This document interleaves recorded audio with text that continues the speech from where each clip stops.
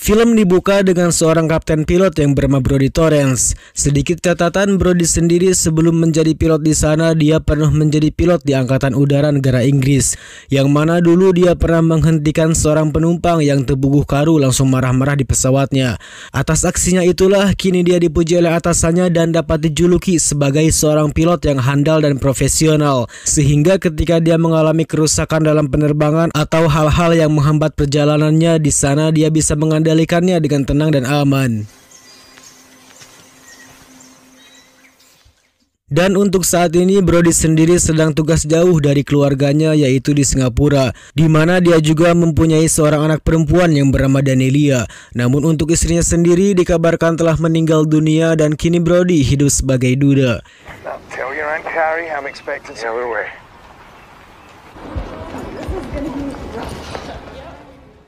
Di waktu itu Brodie akan ditugaskan untuk menerbangkan pesawatnya dari Singapura menuju Hawaii, dan secara kebetulan dia juga akan menemui anaknya yang sedang berlibur kepada bibinya untuk merayakan tahun baru. Di dalam pesawat itu berisikan 14 penumpang, namun ada satu penumpang yang mungkin akan sangat berbahaya karena penumpang tersebut merupakan seorang napi kasus pembunuhan. Untuk itu Brodie pun mengingatkan kepada para pramugari untuk tidak terlalu dekat dengan napi tersebut. 14 passengers. 14 passengers. Happy New Year. Yeah, just back there. Hello. Happy New Year. Di tempat itu juga dia ditemani dengan rekannya yang baru bernama Samuel Dele. Dan sebelum berangkat ke tujuan, dia sempat khawatir karena rute yang akan mereka tempuh tidak mendukung akibat cuaca yang sedang buruk. Oleh sebab itu Brodie menyarankan kepada pusat untuk mencarikan rute lain agar perjalanannya aman. I'm afraid you're stuck with us, Captain. Everything is Just keep your interactions with them to a minute. Take off trim. Trim set for takeoff and flight place. If you're not going to talk, ready for dispatch. Make the call. Trailblazer 119 in position, ready for takeoff. Trailblazer 119. Dan saat dalam perjalanan tiba-tiba cuaca buruk hingga hal itu membuat semua penumpang panik. Dan atas kejadian tadi juga akhirnya membuat beberapa mesin mati seperti alat navigasi, komunikasi, dan yang lainnya. Oleh karena itulah kini pesawat yang dijalankan Brodie menjadi terbang tanpa arah. Sorry folks, just gone through some weather. Listen, keep everybody in their seats now. Dan karena pesawat mereka terbang terlalu tinggi, akhirnya Brodie memutuskan untuk menurunkan penerbangannya lebih rendah agar pihak pusat bisa melihat posisi pesawat dengan jelas. Namun sial, karena satu penumpang dan seorang petugas tidak memakai sabuk, akhirnya mereka berdua pun harus tewas karena terpental ke dinding. Check breakers and reset. We're not transmitting. Okay? Mayday, mayday, mayday. Ladies and gentlemen, we've had an electrical malfunction. Keep your eyes on the gyro. Call it out. Come up. Come on, baby. Hold tight. Hold tight. Dan akibat cuaca yang tidak mendukung ditambah beberapa sistem mesinnya mati, akhirnya hal itu mengharuskan Brodie untuk turun di sebuah pulau agar bisa memperbaiki kerusakan. Everyone, I need you to brace for impact. Let's give this our best shot. Let's fucking land. Out of time. Right side. Nothing here. Right side failure. Trying again.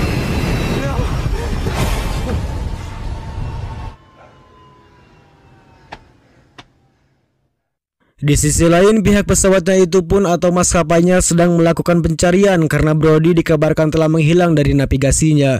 Namun beruntung mereka dapat dengan cepat menemukannya karena ternyata pesawatnya itu mendarat di daerah Filipina.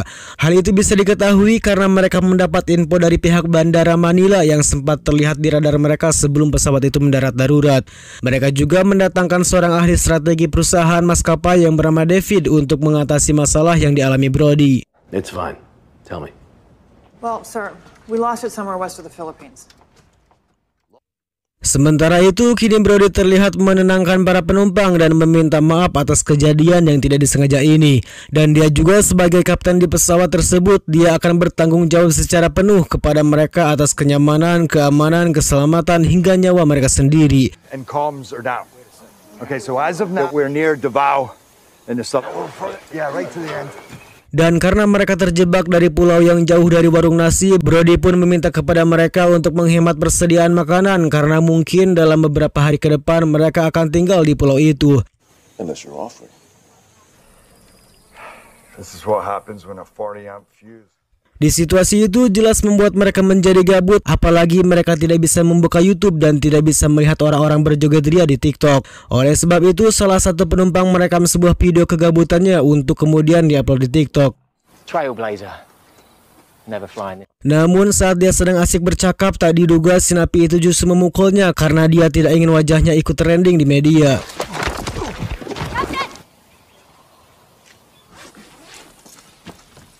Sementara itu, Brody sendiri sedang mengecek situasi mereka dan ternyata dia berasumsi bahwa dia sedang terjebak di sebuah pulau di daerah Filipina, yang mana mereka juga menduga bahwa di tempat ini tidak terjamah oleh pemerintah dan tidak ada kepolisian setempat yang bertugas. Oleh sebab itu, mereka pun meyakini bahwa di tempatnya ini merupakan tempatnya para kriminal atau tempat para pembajak. Calculations, we believe that we have land. Karena tak ada pilihan, Brody pun meminta kepada si napi untuk mengikutinya karena dia akan mencari alat komunikasi agar bisa mengabari pusat maskapai. I'll go with you. I will come too. I appreciate it. Dan benar saja di tempat itu terdapat para pemberontak yang diketuai oleh seorang pria bernama Datu Junmar. Kata Datu sendiri bukan berartikan kakek atau eyangnya mereka, melainkan sebuah kata yang berartikan sebagai seorang pemimpin. Di sana dia diberitahu oleh salah satu penduduk yang mengatakan bahwa ada sebuah pesawat besar yang jatuh tepat di tempat tersebut. Mendengar hal itu, dia pun menyuruh anak buahnya untuk mengecek ke sana apakah itu pesawat biasa atau pesawat militer. Karena jika itu pesawat militer, maka sama saja seperti mereka merelakan nyawanya. Well, we're doing everything we possibly can to find Flight 19. Di sisi lain, Brody sendiri masih terlihat mencari sebuah tempat untuk bisa mendapatkan alat komunikasi. Di sana juga si napi itu menceritakan kisahnya bahwa dia pernah menjadi seorang militer penerjun payung. Dan saat dia berjalan dengan lengah, tiba-tiba si napi itu kabur entah kemana.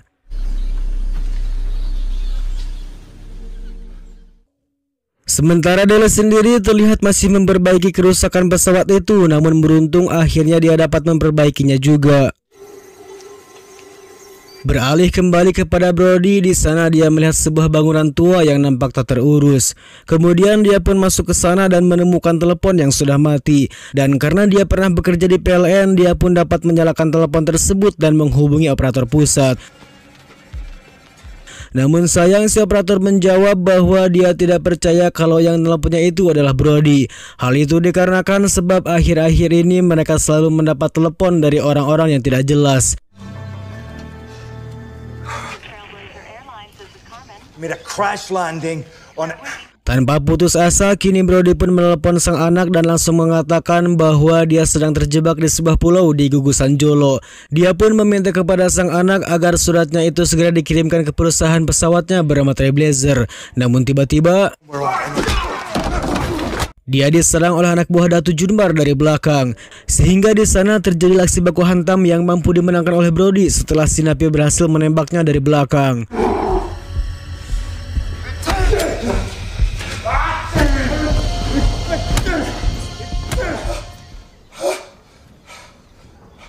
Come on, Captain. Are you okay? I depend on it.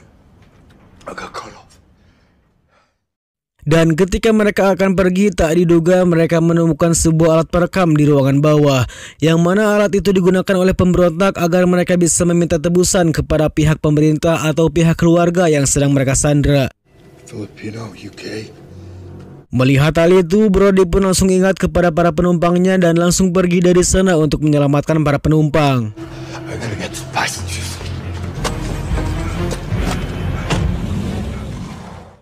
Namun sial, karena tak lama datanglah Datu Junmar dan beberapa anak buahnya yang kini sudah sampai ke tempat tersebut. Di sana mereka langsung menanyakan tentang di mana keberadaan sang ketua pilotnya.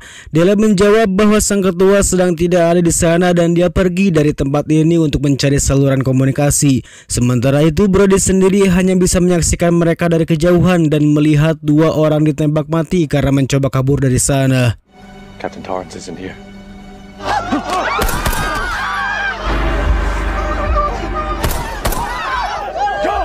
Kemudian setelah itu para pemberontak pun membawa kabur mereka dengan menggunakan bus. Setelah Junmar dan yang lain pergi dari tempat itu, dia menyisakan 2 anak buahnya untuk mencari barang berharga lain yang mungkin masih tersisa. Namun tak lama mereka langsung ditembak oleh Brody dan menyisakan 1 orang untuk diinterogasi. Hey, where's he taking?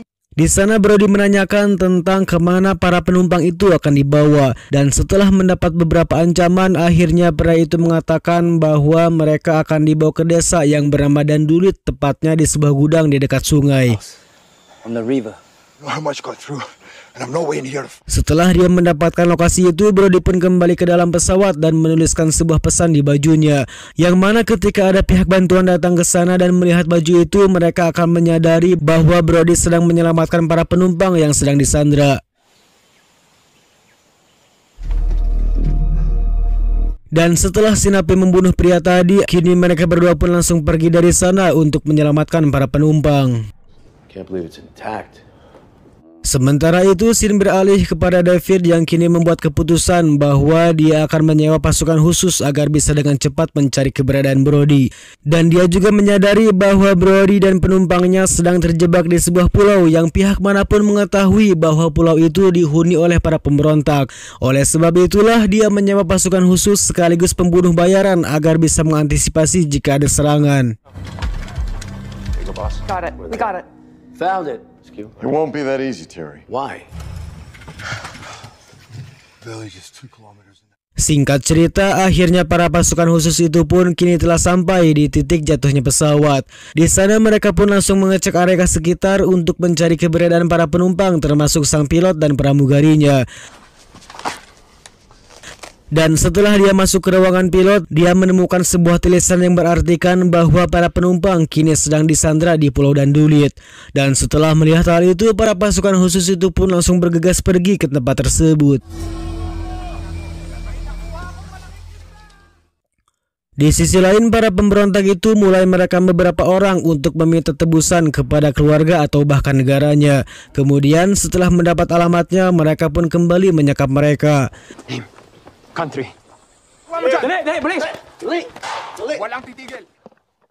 Beralih kepada Brody dan si napi yang kini telah tiba di lokasi tersebut.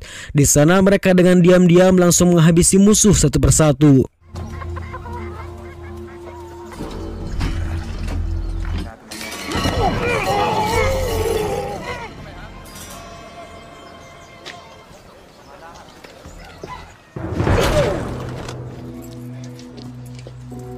Setelah mereka berhasil mengeluarkan para penumpang, kemudian mereka pun diminta untuk langsung naik ke dalam bus agar cepat pergi dari sana.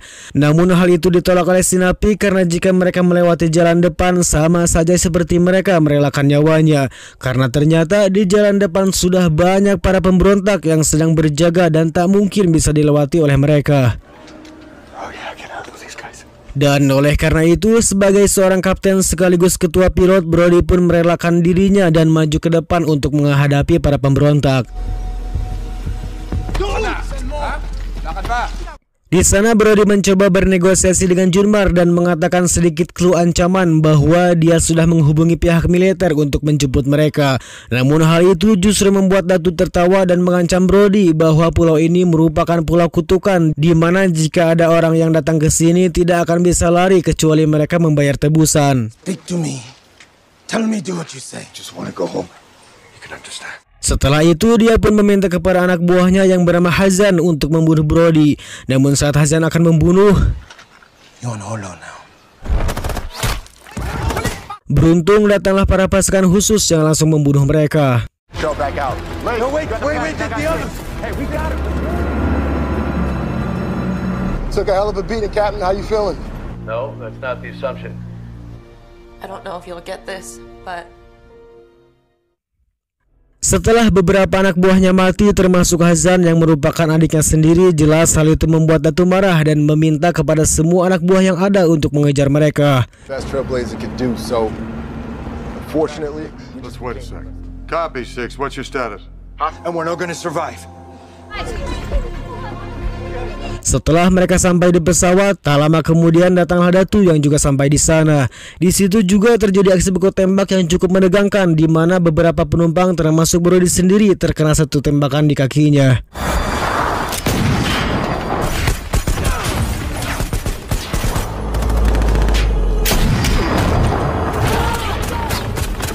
Can't get on that plane with you, right?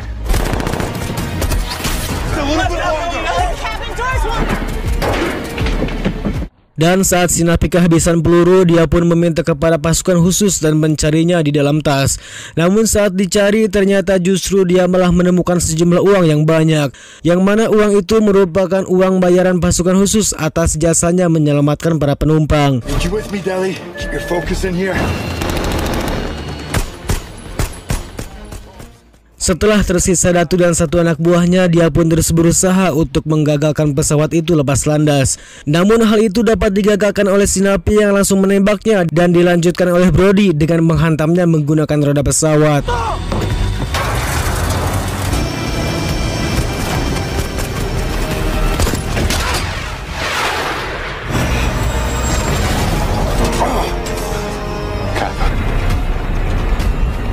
This is as fast as you'll go. And reading your altitude at 400 feet. Best option, Siasi Island.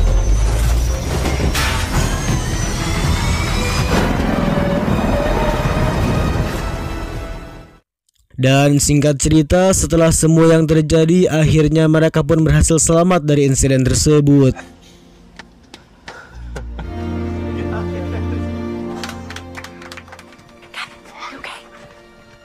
An honor.